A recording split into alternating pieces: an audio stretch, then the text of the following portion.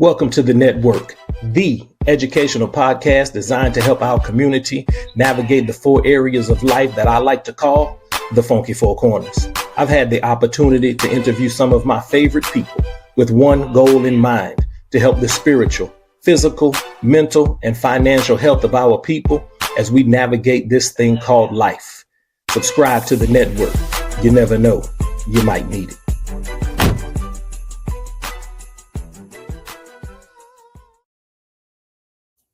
Listen, in the words of the great American poet, Marlena Evans, I went from rock boy to hot boy to hit boy, them big boys. Y'all threw rocks at me. I threw back asteroids. That's Marlena Evans. You may know her as Rhapsody. Listen, I am your host. My name is Michael Prejean. Today in the Funky Four Studios, we have the very humble, because every time I say this, she says, "Oh, I don't know about that," but she is world renowned. The African American and Diaspora Studies Department Chair at Xavier University of Louisiana, Dr. Sharlene Sinegal-DeCuir. I need y'all to spell it right. DECUIR. We are here to bring you Black history in bite-sized pieces, also known as the funkiest 15 minutes in Black history, aka Dr. Sharlene Sinegal-DeCuir, Dr. Sharlene Sinegal-DeCuir's History Quarter. So with your real hands and with your virtual hands, I need y'all to welcome Dr. Sharlene Sinegal-DeCuir. Doc, welcome Hi, back. everyone. I love having you here. I love doing the History Quarter. All right. So before we dive into today's topic, you know, one thing we always do is give flowers. So who are you giving flowers while they can still smell them, Dr. DeCuir? I think I'm going to give flowers today to my mother-in-law, Barbara Conant DeCuir, because, this lady, I tell you, she helped me so much in my career. I remember when I graduated from Xavier and did not have a clue what I was going to do. She convinced me that I could walk into LSU's graduate school and talk those people into letting me in, and that's what I did. So I give her flowers because she really did start my career. All right. Flowers to the mother-in-law today for giving you that confidence to just walk in and claim that you belong in that space. And then listen, knowing and seeing where you are today, she obviously saw something in you that maybe you didn't see in yourself, because she is absolutely right. Okay, so today, it's actually Women's History Month here in the History Quarter. And so let's get into it. So for those who may not know her story, I want you to tell us, who was Annie Turnbo Malone and why should more people understand her impact? Okay, Annie, of course. Well, I'm going to start off by saying most of you probably know Madam C.J. Walker, but you don't know Annie. And you should know Annie even before you know Madam C.J., because Madam C.J. was a product of Annie Malone. Okay, Annie Malone, she's born in 1869. And one day she decides, she's into hair, she's into chemistry, and she's in her kitchen one day and she cooks up a formula for Black women's hair to make African American women beautiful, but to not burn all of their scalp and all of their hair out. So she's in the kitchen, she's cooking her formula, and she comes up with this amazing product. And what she does is now she decides she's going to sell this product. But how is she going to sell this product? She develops an entire team of sellers that were all African American women predominantly. So she grew a business out of her kitchen. And much like with Mary Kay does and other people who go out and they find women to start distributing and selling their product, again, they took that from her because she was the first one who started it. So she starts selling her business, selling her products, and eventually she amassed enough money to open up a cosmetology school, which is one of the first African-American cosmetology schools over in St. Louis. It's called Poro. And so she opens up this school. She trains African American women in the techniques of using her chemicals to straighten hair. She's coming up with all these beautiful hairstyles and so on.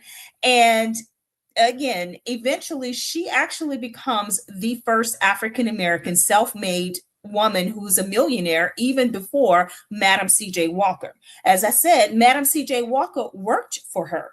Madam C.J. Walker was one of her most well-known sellers. And she actually looked at the formula that Malone had and created her own formula and started to distribute the formula the same way that she had learned from Malone. So she basically learned the business from Malone. And there was all these different lawsuits and a lot of rivalry between the two women, because Malone often suggested that Madam C.J. Walker stole her recipe or stole her, her chemic formula for making these products. And but long story short, her life, it was pretty bad. And I say pretty bad only because in the end, she had so many lawsuits that were thrown upon her.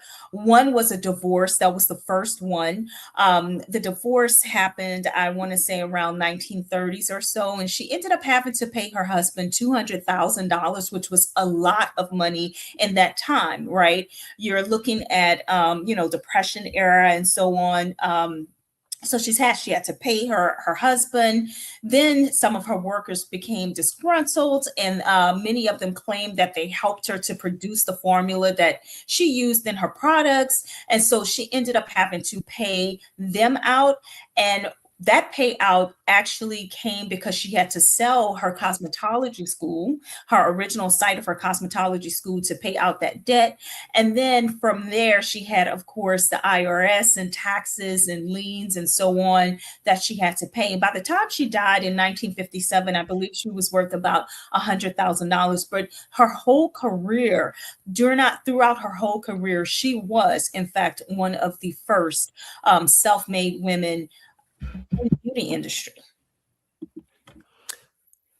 Great information right there. I know a lot of people know about Madam C.J. Walker, but like you said, have never heard about Annie Turnbo Malone. So here's my question for you. What lessons, in your opinion, can modern entrepreneurs learn from Annie Turnbo Malone's story about building wealth, keeping wealth, and then just generating opportunities within the community? I think the first thing that anyone should know, any entrepreneur should know, is that you have to patent your material, your ideas, your chemic equations, patent everything to make sure that you have security over what you are producing, so that you have proof that your product is your product and that it is not someone else's product, or that someone else could come and steal a formula from you and then get rich off of it. So make sure you patent and you have all the licenses agreement for your product. Secondly, I would say make sure you watch who's around you, right? If you are married, get a prenup, girl. Get a prenup, okay? Because you don't want no man coming up in there trying to take your stuff. You just get it. Just do it. It's marked. It's marked, okay? And if he loves you, he's going to sign it. Okay, do that. Pay your taxes, because obviously from her stories, there were issues with taxes. Pay your taxes and make sure, with the people you hire, you can trust them as well. You can trust them with your formula. You can trust them with your business. So make sure you have the right people around you. But I will also say she's very important because she hired so many African American people. That Black-owned business created wealth for the entire community in St. Louis.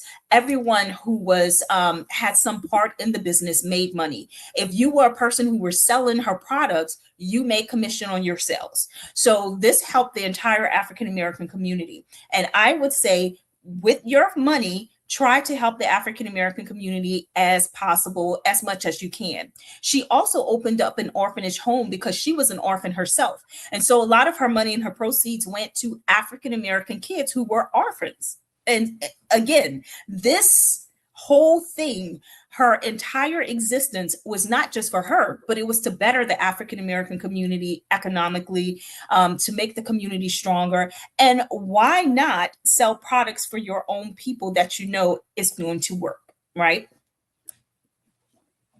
That's good stuff. That's good stuff right there. Good stuff. Listen, Kanye said it way back in the day. Say, we won't prenup. We won't prenup. Yeah, it's Absolutely. something that you need to have Hmm. because, that's good stuff right there. So let me ask you this question real quick, Doc, real quick. I know you're working on something, because that's what you do. You're always working on stuff. So would you rather write a book or produce a documentary? Oh, that's a hard one. Documentaries are so fun. You know what? I am writing a book, but I would rather produce a documentary. And I say that because a documentary would reach more people than a book.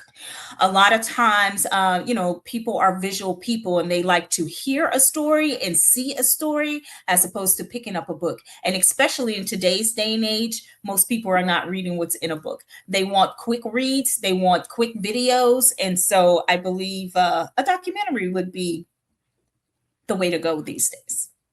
Okay. So as your career continues to uh, go through metamorphosis and continues to grow and expand, would you rather do more public speaking or classroom teaching? Ooh, I love teaching. I absolutely love teaching. I love being in the front of the students. I love the questions that they ask. Sometimes they make me, chuckle, and they keep me on my toes. Public speaking is good, but public speaking is not a challenge for me. I'll write my speech, I'll say whatever it is. There's a couple questions here and there, but in the classroom, those kids, the questions they ask, oh, they're fun. They are fun. And it's so fun to be able to make the connections from the past to what's happening today in real time and then see their faces because they're thinking about all of this and like the light bulb. You can see some of the light bulb goes off on some of their heads. It's like, ding, I got it.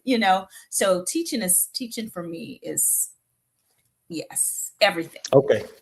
All right, Doc, let's wrap up this episode. What is one practical piece of wisdom that you would give to someone listening right now who wants to better understand history and use it to improve their life today? So what do you have for them? Read. Go out and find a good history book, even if it's just like a African American Odyssey history book. It'll give you the facts that you need, and then you can go on and do further research. So I would say go and read and start learning your facts. Okay. So if you could just recommend a starter book. Hey, you don't know nothing, you're a blank slate. You want to know about Black history here in the United States. You want to know about African history on the continent. You want to know more about the history of Black women entrepreneurs. Is there a book that you would suggest for us to start with? Again, I would suggest the textbook.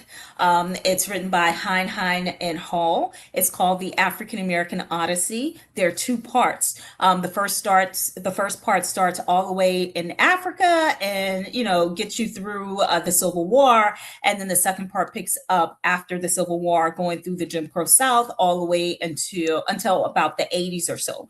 So I would say just go ahead and pick up those textbooks. You can find them on Amazon.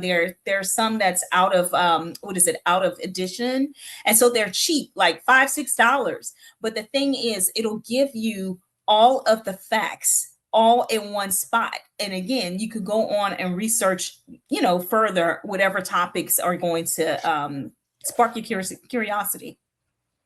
That's good stuff. Doc, thank you for sharing that. Listen, two things before we get out of here. Number one, get you a textbook. Number two, get that prenup. All right, listen, Before we Yes. dip out, I need you to hit like, subscribe, smash that bell so you never miss an episode. If you're listening on Apple Podcasts, drop us a 5-star review. It helps us to grow this community. Follow us on IG. That's at podcast_with_Prejean. Check the show notes for that good medicine that Doc just gave you. This is the network, your spot for elevating mind, body, spirit, and finances as we navigate life together. My name is Michael Prejean from Wine Alley 70501 with Dr. Sharlene Sinegal-DeCuir. Until next time, I need y'all to do one thing and one thing only, in addition to getting that prenup and that textbook, and that's make love the culture. I love y'all. See you soon.